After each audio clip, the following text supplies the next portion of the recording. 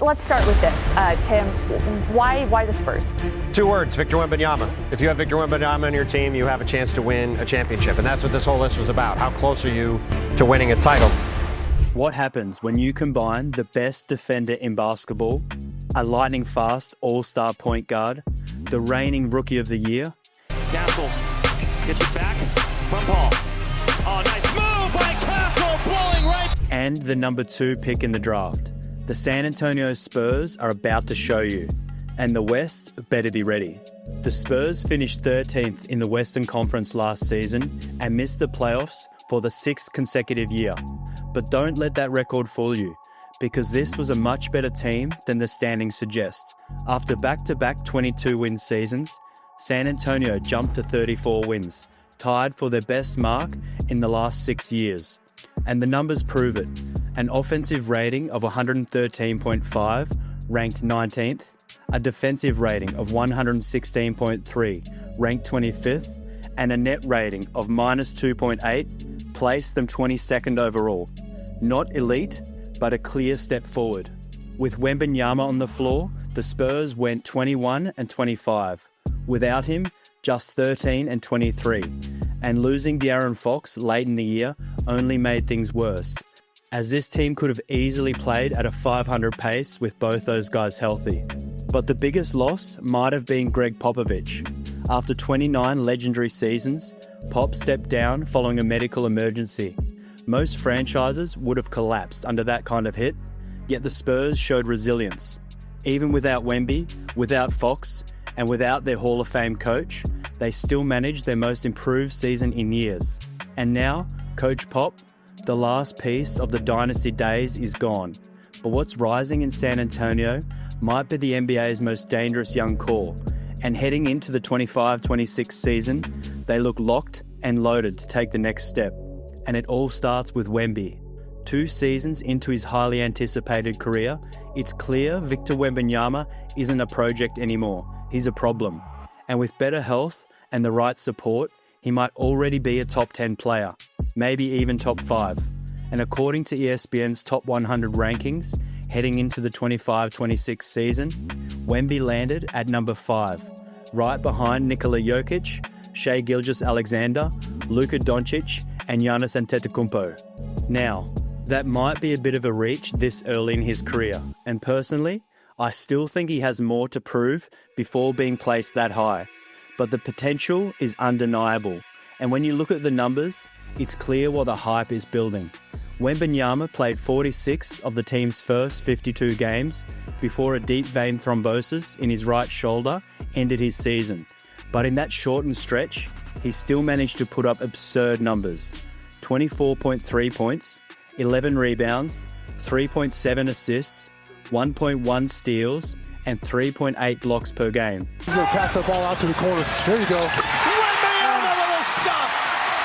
And earned an all-star selection in just his second year, whilst being the clear favourite to take home Defensive Player of the Year. The truth is, he was already making a case as a top 5 player in the league last year. At the very least, he was laying the foundation for it. And now, with more help around him and a year of growth, that foundation might just turn into a full-blown dominance.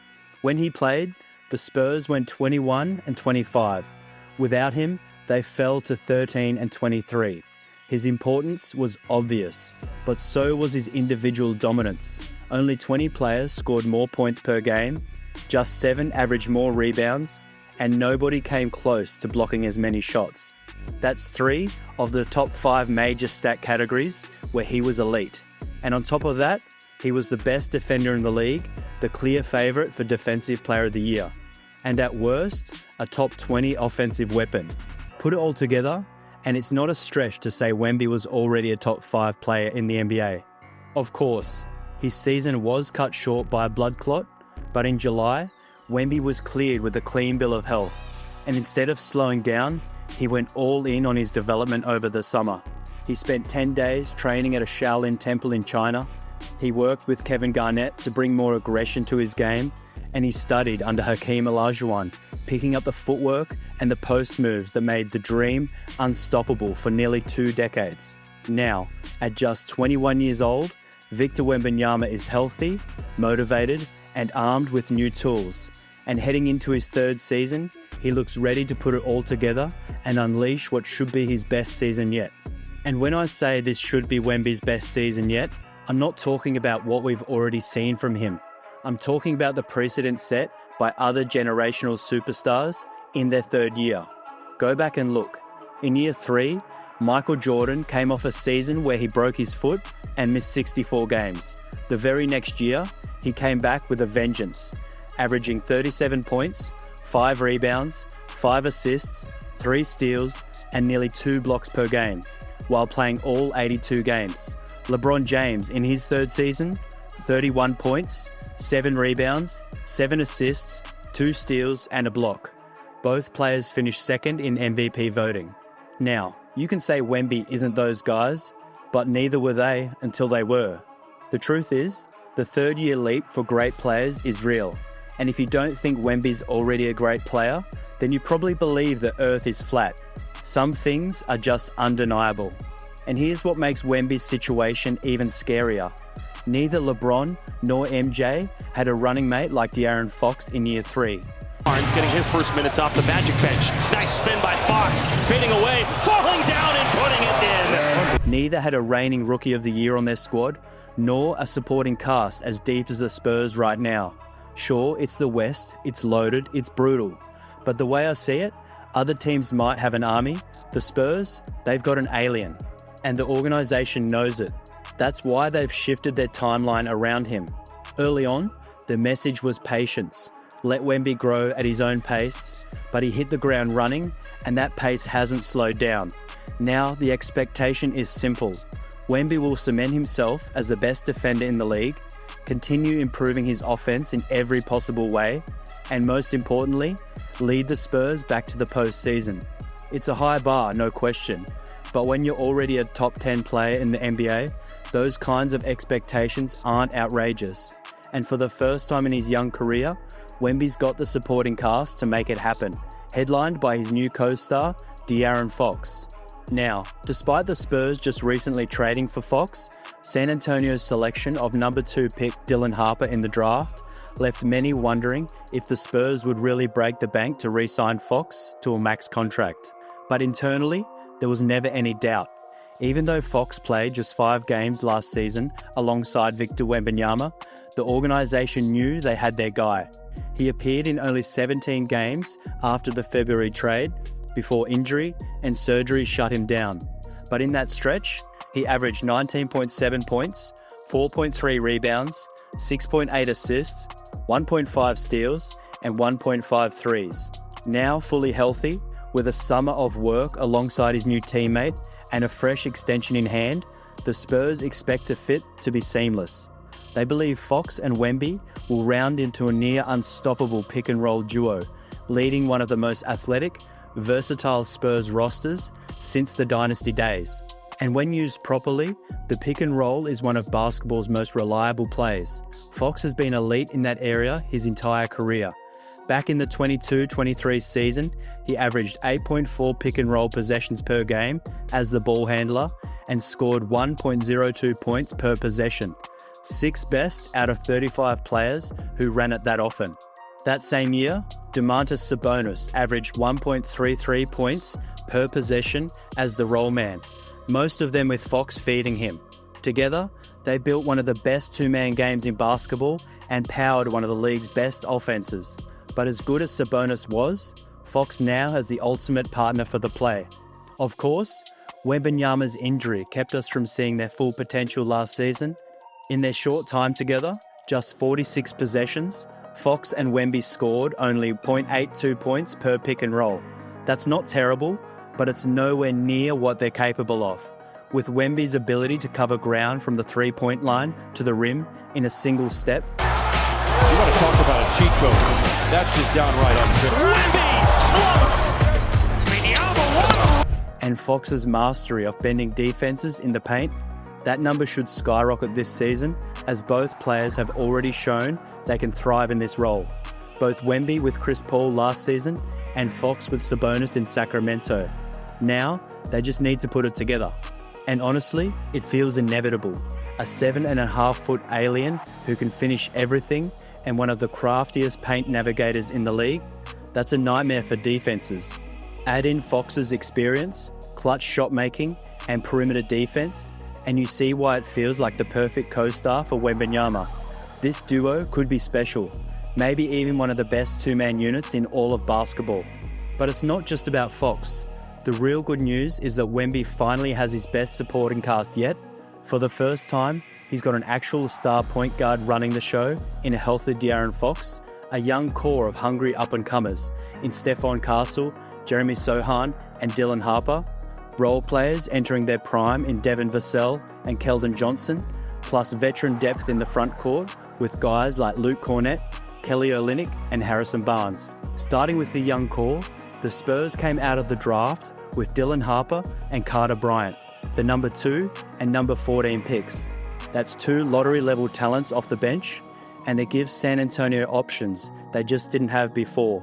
Harper in particular is the one to watch, and the Spurs already had quality guards in Fox, Castle, and Vassell, but they couldn't pass up the Rutgers product. Harper is a do-it-all playmaker, and his freshman scoring record at Rutgers shows exactly that. To carve out a role early, he'll need to show some positional versatility, but with that kind of upside, it's only a matter of time before he breaks into the rotation. And speaking of upside, the Spurs' biggest under-the-radar move might just be the Luke Kornet signing. It was a bargain deal, and it directly fixed one of San Antonio's biggest issues from last year, front court depth. Their backup center spot was laughably bad, but now they've got a 7'2" veteran with championship experience and legit rim protection chops. Kornet can either play next to Wemby or in place of him, giving the Spurs a brand new Twin Towers look, or at the very least, ensuring there's always an elite rim protector on the floor. Joining Kornet is Kelly Olynyk, and at this point in his career, the 14-year vet has seen just about everything the NBA can throw at him.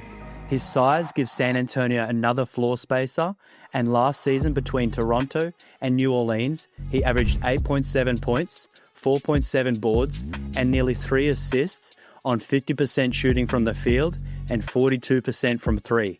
Sure, Olynyk's experience makes the Spurs a little older, but it's exactly what they needed. And it also gives them some insurance if Wemby ever misses time. Then you've got the returning core. Stephon Castle wasted no time making an impact, winning Rookie of the Year after averaging 14.7 points and 4.1 assists in his debut season. He's expected to take another leap. Harrison Barnes brings indispensable pacing with his reliable jumper, and Jeremy Sohan adds that mix of defense and physicality the Spurs rely on. But the pressure might really be on Devin Vassell and Keldon Johnson. Both are entering make-or-break years. The Spurs desperately need shooting on the wings, and while Johnson isn't the most reliable, he did shoot 40% from deep on nearly 400 attempts just 3 years ago. So the potential is there. Vassell, on the other hand, has always felt better suited as a third option than as an offensive engine. He's got a deadly jumper, he's improved massively as a finisher, and if he can settle into a cleaner role, he could be the perfect fit alongside Fox and Wemby. All in all, the Spurs are in a really good spot. They've got more proven talent, enough depth to survive injuries, and the kind of roster balance that creates healthy competition for roles. And for the first time in years, San Antonio can roll out all kinds of intriguing lineups as they have quietly built one of the most versatile rotations in the entire league. With that being said, the expectation is clear. The Spurs could finally make their first postseason in 7 years, and honestly, there's nothing to suggest they can't. The biggest reason? Victor Wembanyama. San Antonio will count on him to be the same towering force that wrecked game plans in the first half of last season. But here's the catch. Wemby's greatest strength is also his biggest risk. His alien-like frame lets him dominate the floor in ways we've never seen before, but it also leaves the door open for injuries. Outside of last year's unrelated blood clot, the Spurs have been lucky to keep him on the court, and they'll need to do everything possible to make sure that continues. However, the good news is, this roster is finally built to withstand some of that risk. With more depth and complementary pieces than ever, the Spurs can take some of the heavy lifting away from Wemby. Of course, there's still work to do, The Spurs need more consistency on both ends, more reliable outside shooting, and, above all else, they've got to stay healthy. But if those things fall into place, this is the year to make the leap. The West is stacked, no doubt, but with 4 players in the ESPN's top 100, San Antonio has more firepower than they've had in years. A 6 to 8 seed finish isn't just realistic, it's the expectation. And the truth is, with Wemby, the Spurs could form a dynasty even stronger than before. A lot would need to go right, mainly staying healthy, but if they're fortunate enough to keep their stars on the floor, this team can accomplish anything. Wembanyama is the driving force, stepping into that Tim Duncan role. A defense-first phenomenon who can also impose his will on offense with an arsenal of moves no 7-footer should even have. And as if that isn't scary enough, Stephon Castle and Dylan Harper step in with the pedigree to play those Tony Parker and Manu Ginobili roles. So imagine if all 3 hit their ceilings. You're looking at 3 top 20 caliber players on one roster, and one of them just happens to be a generational alien with a real chance to go down as one of the greatest players of all time. That's terrifying, not just for the West, but for the NBA as a whole. The league thought it had time to figure out Wemby, time to wait on the Spurs. But that time is up. San Antonio isn't rebuilding anymore, they're coming. And listen, if you're not buying Spurs stock right now, this might be your last chance before the breakout. So hit that subscribe button for more deep dives like this, and let me know in the comments if you think the Spurs are a legit top 6 team in the West this year, and I'll see you in the next one.